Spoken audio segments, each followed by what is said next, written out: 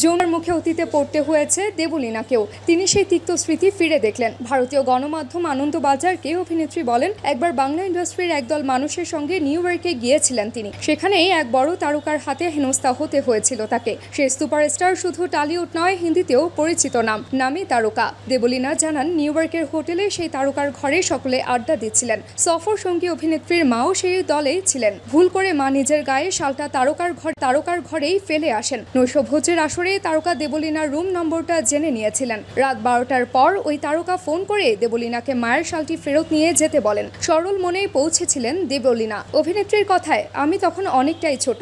এই ডেকে পাঠানোর ইঙ্গিত না বুঝেই ওনার ঘরে যাই। তিনি বলেন, সোফায় রাখা হয়েছে শাল। আমি শালটা আনতে গেলেই তিনি ঘরের দরজা বন্ধ করে দেন এবং মদ্যপ অবস্থায় আমার সঙ্গে শারীরিকভাবে ঘনিষ্ঠ হওয়ার চেষ্টা করেন।